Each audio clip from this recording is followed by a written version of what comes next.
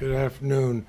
We're here primarily to answer your questions, but before we do, I'd just like to note the three of us went down to Cuba, to Havana this morning, and brought Alan Gross back with us. We had Mrs. Gross, Judy Gross, on the plane with us going down. We've each visited Alan Gross at different times in prison in Cuba.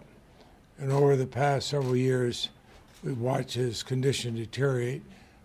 All three of us have been very concerned. All three of us have spoken with the president and others about changing things to get him out. Now, what has happened today is a positive step in many ways. First, of course, is a very positive thing that Alan Gross can be back with his family, and at a time when his health condition is such really required. But also, in a longer sense, and I believe that Mr. Gross would agree with this, it marks a step forward in relationships between our great country and Cuba. I've often thought that memos would go to the President of the United States saying, hang tough on Cuba, and those Castros would be out there any day now. That memo was sent to President Kennedy, and President Johnson, and President Nixon, and President Ford, and President Carter, and you see what I'm driving at. The fact is, they are there. The fact is, Cuba is still there.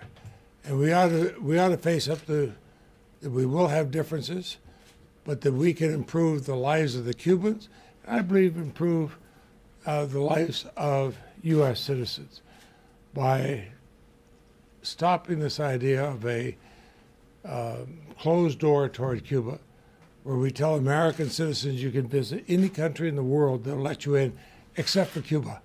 Except for Cuba. Now that makes no sense whatsoever.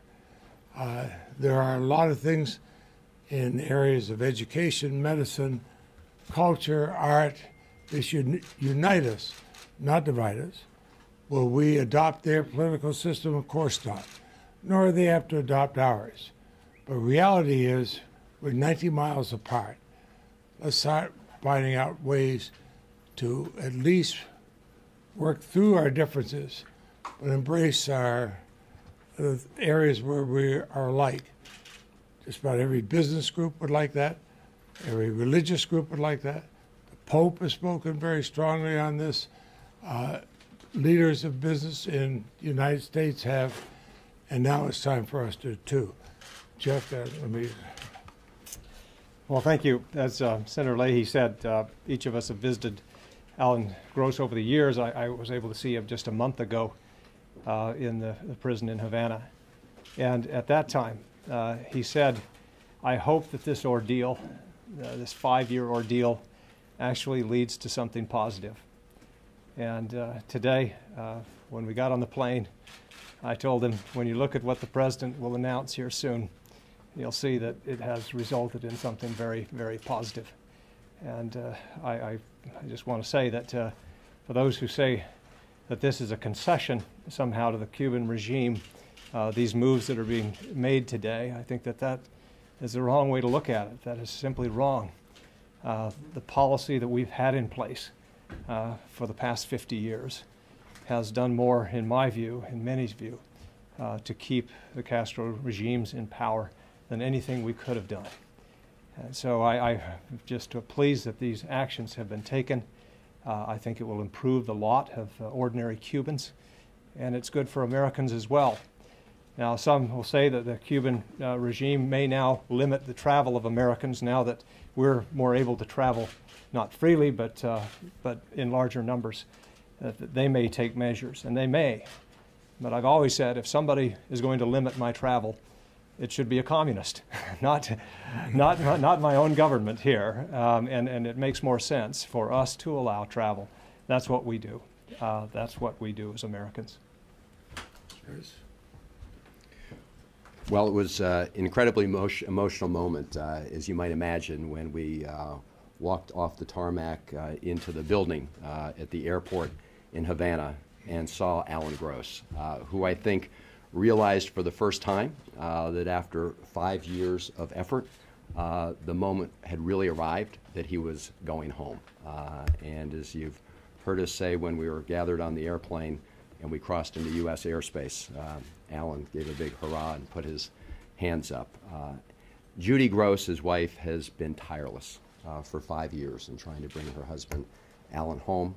I had the honor of knowing Alan before he was taken prisoner, and Judy and a whole group of people have been working hard for many years to try to make this day happen. But I want to emphasize what my colleagues have said, which is that Alan Gross is, of course, thrilled to be free, but Alan Gross, having spent 5 years in a Cuban prison, also very much believes that the president's new policy of engagement will lead over time to greater freedom and opportunity for the people of Cuba. Because as our senators have said, you know, when you try a policy for 54 years and it fails by the measure that you set out, which is to try to open and reform Cuban society and the Cuban government, when it's failed for 54 years, it's time to say that policy has failed. Let's try a different policy. And I do believe that more engagement, more communication, more travel, more trade will lead to more opportunities for the Cuban people. And the people who should be most afraid of this opening are the people in Cuba who are worried about making Cuba a little bit more free. The people who want to expand freedom and opportunity in Cuba over time should be strongly in favor of this new policy of engagement. 54 years of failure. As my colleagues have said, the Castro brothers have survived over 8 presidents. Clearly, it didn't get us where we want to be. This is a new opportunity, both in bringing Alan home and also in trying a new policy of engagement with Cuba. Senator Leahy, may I ask, Senator Graham has already said he's going to be your counterpart on the Foreign Operations Subcommittee, that he's going to seek to block funding for opening the embassy in Cuba. What concerns do you have about that? We already have an interest section in Cuba, so that the horse is out of the barn there. But the fact is, everybody's going to say how they're going to speak. There's 535 members of Congress, 435 in the House, 100 in the Senate. Everybody's going to make up their mind how he or she wants to be.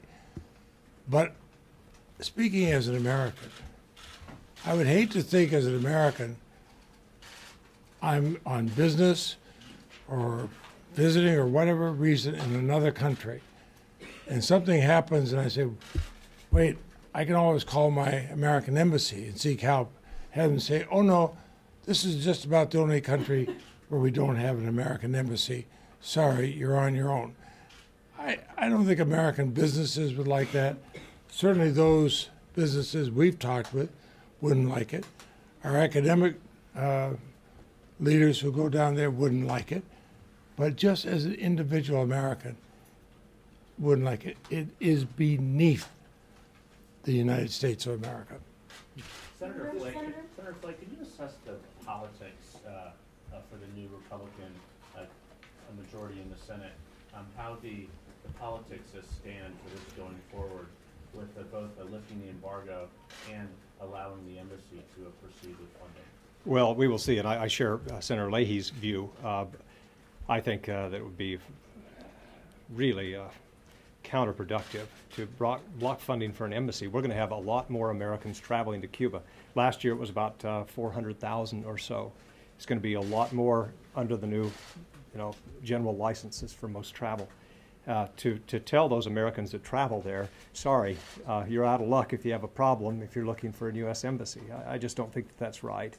And then in terms of the politics, we really haven't had a kind of a test vote on Cuba for a while. We used to regularly have votes on appropriation bills to lift the travel ban or deny funding for lifting the travel ban, or imposing the travel ban, I'm sorry. But we haven't had one of those for a while, and there have been a lot of new senators come in. So we'll see. My sense is that that most of my colleagues feel we are long past due. 50 years. And so I think that the politics are good. Certainly the policy is right, and good politics usually follow. Senators, was this mission timed to coincide with Congress leaving town for the rest of the year, and if so, why? I think this all came together. For one thing, this was decided a number of days ago when it was assumed that the Senate was still going to be in session. I was one of those who assumed it would be. And I'm the most senior member of the Senate. Certainly the White House assumed it. Things came together when they came together. They've been working on this for a very long time. Senator Flake, Congressman, and I have been down there different times. We've talked with administration officials. They've been working very hard on this. It came together now. I think that I'm glad it has come together for Alan Gross's. In fact, we were staying on the airplane coming back, and it was after he cheered, "Here we are, U.S. airspace." And I said, "How does it feel?" He threw his arms around me, and we were both shaking. He said, "Patrick, I cannot tell you how good it feels." But then made it very clear, let's not just stop with this, let's go forward. Just for a minute here, Tony, back to this point about what might happen in the appropriation process and things. Senator Rubio stood here about an hour and a half ago, and of course this is a very personal issue to him.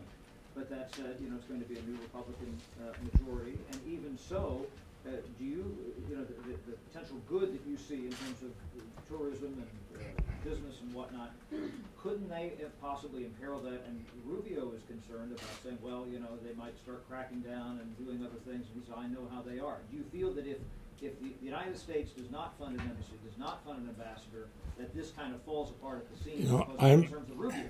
I'm not even going to go into those kind of hypotheticals. The fact is, the United States, when you have relations with another country, you have an embassy, and you make sure that our best men and women can be there to show the face of America. And I guarantee you that just about every farm group, every business group, every academic group, I think most in the music industry will say, let's open up, let's make this work. I think if you took a poll in America today, you'd find the vast majority of Americans want us to be realistic toward Cuba. Thank you. If I could just add, I mean, the president has normalized relations with Cuba. I mean, the fact is that the person who is in charge of the intersection today now becomes the charge d'affaires of the intersection. So his status immediately changes regardless of how long it may or may not take the Senate to act on an ambassadorial nominee. So the president, as the executive, can operate in the area of foreign affairs, and he has, as of today, normalized relations. The appointment and nomination of an ambassador is part of that. But normalization occurred today in the sense that the president has taken steps. Explain this intersection, Congressman. Sorry, it's off my radar in terms of a term when you say we have an intersection. Is that a building? Is that an office? What is there? We have a large section. We have a large section of people. We have a number of people down there who work with Americans who are there, who help answer questions, look out for American interests. We already have that. We've had that for some time. Why were you 3 cents? Because, well, we had frequent flyer miles, you see that. Thank you.